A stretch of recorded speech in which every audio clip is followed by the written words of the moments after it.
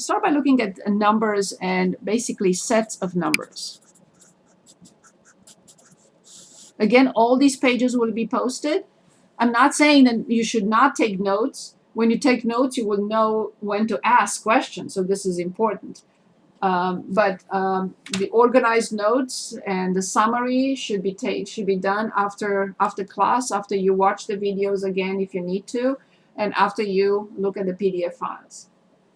So we have something called natural number set. And the notation for sets, if we list the elements, is this symbol of braces. And it starts with 1, 2, 3, and exactly 3 dots. Ellipses, 3 dots. This means that the pattern continues. The next number is not 4.1 or 5.3. It's the same pattern, 1, 2, 3, and so on and so forth. These are called natural numbers. Then we have something called whole numbers, a whole number set. Again with braces, exactly what you saw before, but also 0. 3 dots. The next one is bigger. It's called integers. Integers, the set of integers, starts with 3 dots, -3, -2, -1, 0, 1, 2, 3, 3 dots. Meaning everything we had in the whole numbers, including the negative side.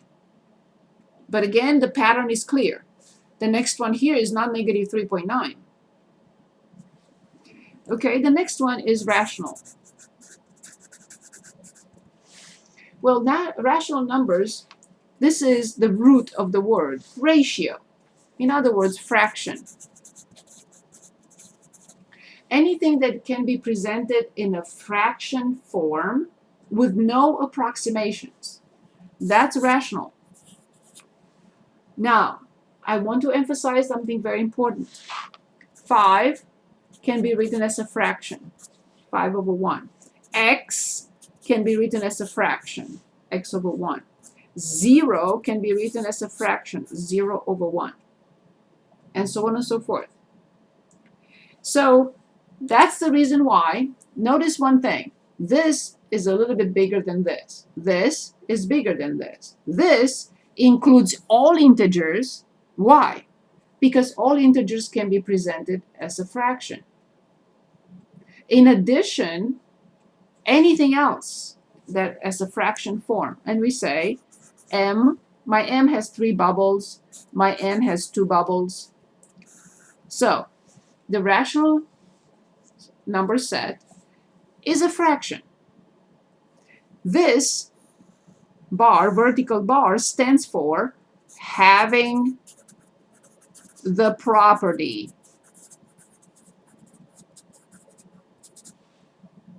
What does this mean again? So the set has any fraction having the property that these numbers are all integers, so m and n. Matt, you're more than happy to stay, but this is a class that ends at 12:10. So all numbers m, n that are integers. And there is a catch here, and the problem is the denominator cannot be 0. N cannot be 0. And we're going to discuss this a little bit later, but from the very beginning, let's make it clear. Any number divided by 0 is something called undefined. This is a fancy word replacing it does not exist. Fancy word. Now, one thing that I need to mention is 0/0. Notice that I did not say 0/0. Any number except 0. 0 over 0, you have to wait till calculus. When you take calculus, we're going to discuss 0 over 0. In this class, 0 over 0 is not discussed. If you need to know the name of this, is indeterminate. Indeterminate. This is not for this class. All I wanted to say is that 0 over 0 cannot be called undefined. Okay. Is there a bigger set than rational? Yes, there is. There is a bigger set than rational, and it's called real. Real. Real number set has two pieces, all rational,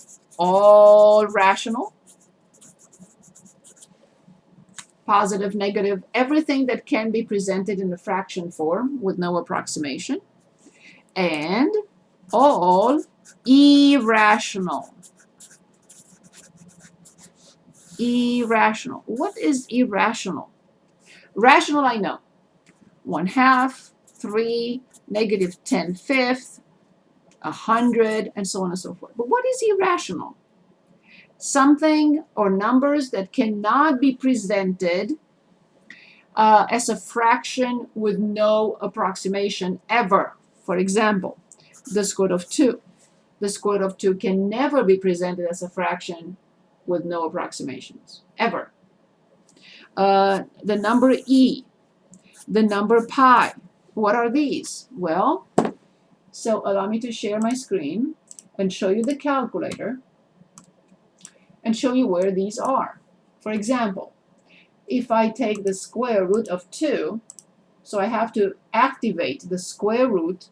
See, there is a lot of writing in blue, meaning if you want to activate a function that is in blue, you have to first select the second key, not the main key, but the second, the one in blue. Some calculators have the second in yellow or other colors. On the software that you see, it's in blue. And then you press enter. And you see, this can never be presented as a fraction. Look what happens. If I want to go to math, and I want to go to fraction, and I press fraction, it's not going to give me a fraction. It cannot. This cannot be changed. This number is irrational, not rational. It can never be changed into a fraction with no approximation. The same thing with e. E is Euler's number. When you get to a little bit higher level math, you're going to see exponential and logarithmic functions, and they have a lot to do with this e because it's a very important number that appears in real life a lot in models that depict real life situations. Oh, how do I find this? Okay, again, second and e because it's in blue, and I press enter to see this number. If you try to change it into a fraction, it will never happen. The same thing with the square root of 2. What about pi? It's right here. Blue, caret. This little hat is the power. But I'm not activating the power, I'm activating the blue key. Good. We know what pi is. It comes up in the formula, for example, of the area of the circle or the circumference of the circle and so on and so forth. These are irrational numbers. They do not belong to rational numbers. Okay, so then the real numbers, and there is a bigger set than that, but we don't need to talk about it this semester. So let's say for now, this is the entire real number set. This is rational, irrational. Under rational, I also have integers. And inside integers, I also have whole numbers. And inside whole numbers, I also have natural numbers. From the all rationals, a piece are integers. From all integers, a piece are whole numbers, and inside whole numbers, a little piece, natural numbers. This side rational, this side irrational. So these are the numbers, and as I mentioned, there is a bigger one, but we don't discuss that, but there is an even bigger set. And that's it. Nothing beyond that. Okay, so now, for example, if I want to discuss something called a number line, also called real line. What is a number line or a real line? It goes from left to right, from negative infinity to positive infinity, and in the middle it has 0. If I want to plot numbers on the real line, how do I do that? Okay, I just emphasize the tick, the same measure, the same distance. Let's say -4, -3, -2, -1, 0, 1, 2, and so on and so forth. Now, something called the absolute value. What is the absolute value? If you know the answer to any of this, you can please stop me and answer for me. The absolute value depicts, let's say, the distance between 0 and -3. Okay, what's the distance? 3 units. So the answer of the absolute value of -3 is 3. Unless, don't correct anything, I'm going to erase it, unless there is a minus in front, which is a different story. The point I'm making here, and we're going to talk, I'm going to list in a moment. The point I'm making is, I want you to understand that the absolute value, I know you have some familiarity with grouping symbols. Grouping symbols.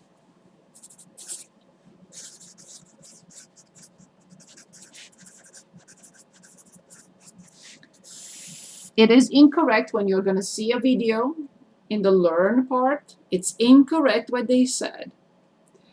They said that the absolute value is a grouping symbol. Is not. So please remember, the grouping symbol is not a grouping symbol. What we can do with grouping symbols can never do with the absolute value. So it's an error in the video. So what are the grouping symbols? Parentheses, brackets, and braces. And you can say you're contradicting yourself. You just told us that braces are used to present sets. True. But also, they are part of the only three grouping symbols. Parentheses, brackets, braces. The absolute value is not a grouping symbol. And you're going to see the use of this very soon. Comparison, how to compare integers. How do we compare integers? We have the following symbols.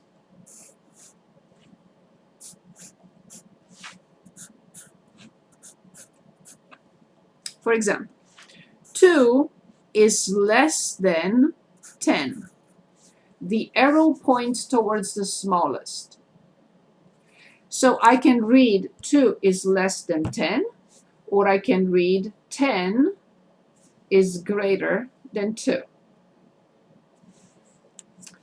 3 is less than or equal to 3. Because one of those two is correct. This is incorrect. If I say that 3 is less than 3, that's wrong.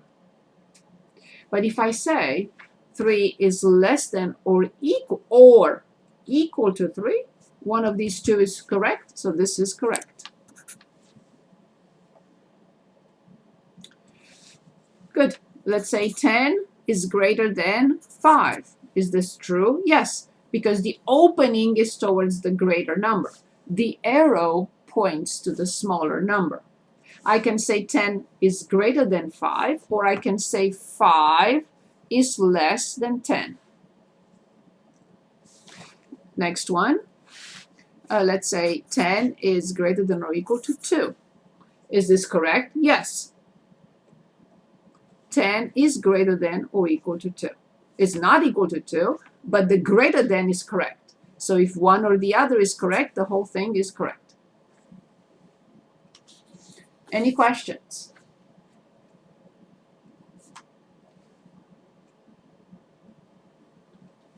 Okay, so do you need me to put this in writing? So this is braces, brackets,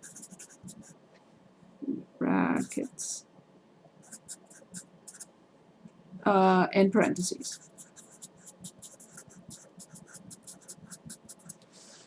Good. Back to the absolute value. What is the absolute value of 0?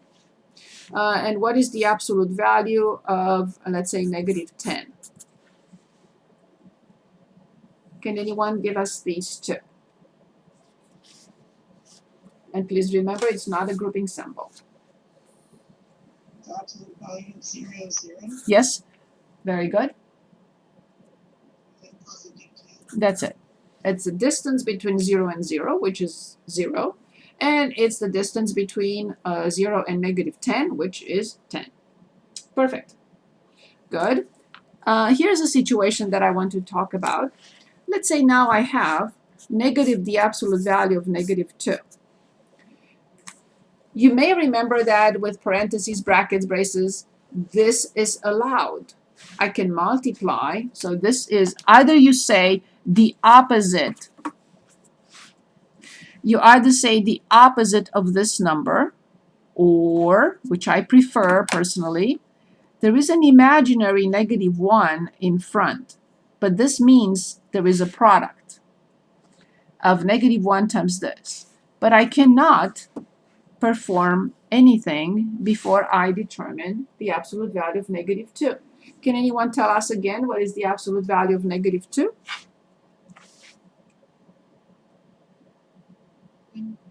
2. And now, negative 1 times 2 is negative 2.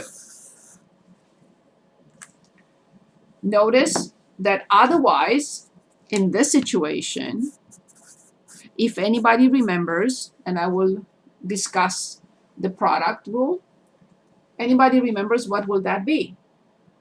So this is the opposite of negative 2, and the answer is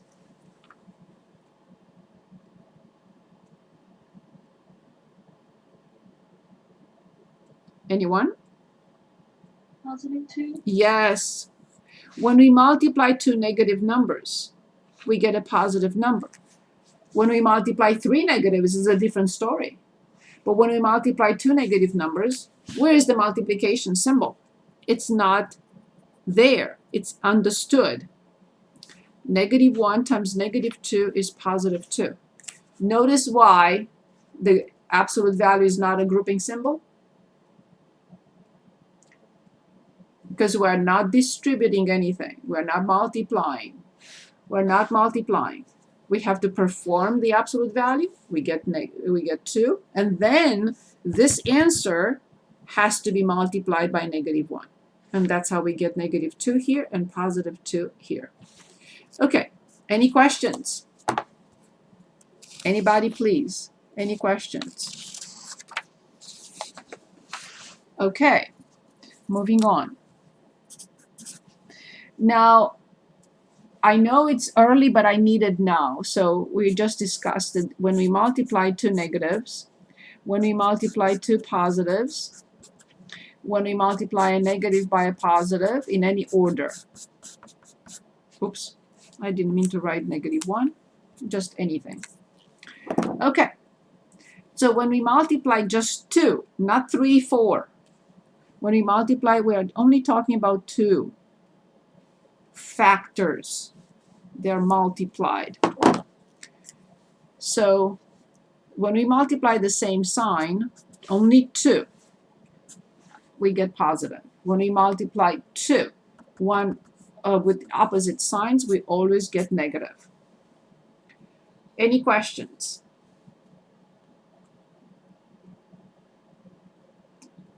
Any questions? Okay, let's continue then. Something called additive inverses. Additive inverses, they give us 0.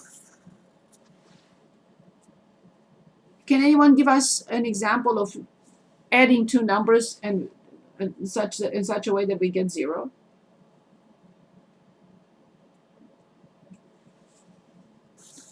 A plus its opposite. So this is the opposite of A. Like 3 plus -3. I don't like this notation. It's valid, it's correct, but remember, we are multiplying a positive by a negative or a negative by a positive, so the answer is negative. So this is really -3. There is no need to put parentheses. Or if we do have parentheses, we should always simplify it like this. 3 minus 3 is 0. These are additive inverses. Can anyone give us another pair of additive inverses, please? Anybody?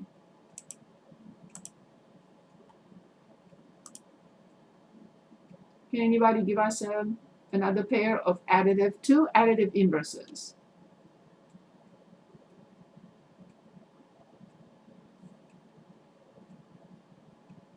Anyone? Be like 5 plus -5. Yes. Perfect. Very good. Excellent. Good. Okay. Let's see how we add numbers. Adding numbers. When we add numbers, there are certain rules that we have to keep in mind, or we have to understand at least. We will use them without even thinking. So here's one example. A plus B equals the same with B plus A. This is called the commutative law. The commutative law. A plus B is the same with B plus A. 5 plus 10 is 10 plus 5. So this is a property of addition of numbers. The commutative law. Okay. Here's another rule. A plus B in parentheses plus C, and now A plus parentheses B plus C. So what this says is the order is not important. If I add A to B or if I add B to A, I get the same thing. Order, not important. This says something else. When I have 3 numbers to add, if I group the first 2, finish the calculation, and then add C, it will not make any difference. If I group the last 2, finish the calculation, and then add the first one. No difference. So this one says grouping is not important.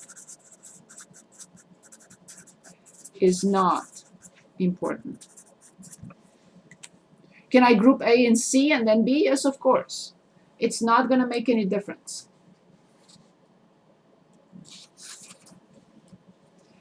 Now, this is not the place at this point, but I always present it together.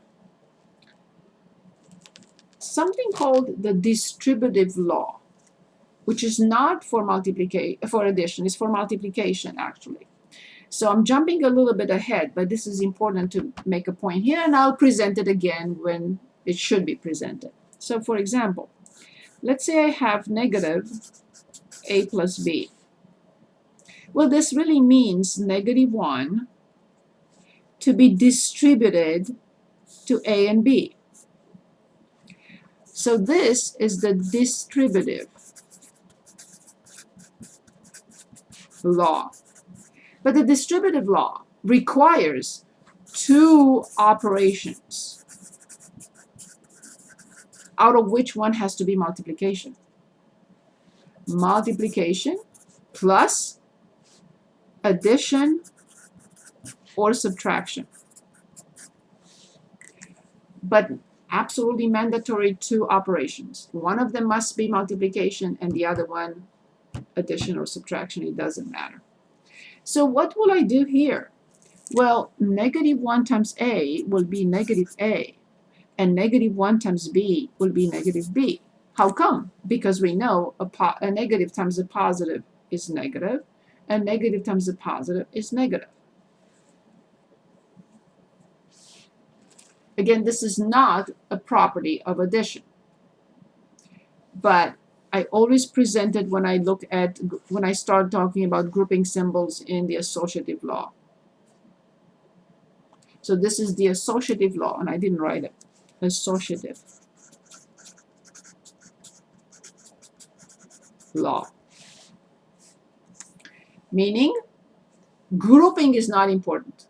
Group in any order you want. It doesn't matter. The answer will be the same. The distributive law, I'm going to put it in a box, is a property of multiplication combined with adding or subtracting. Okay, here, a plus 0 equals 0 plus a. So if we add 0 to any number, we simply get the number back. And I'm just going to reiterate, a minus a equals 0. Now, careful. When I take a term, this is a term, the term has to include the sign in front, whatever the sign is.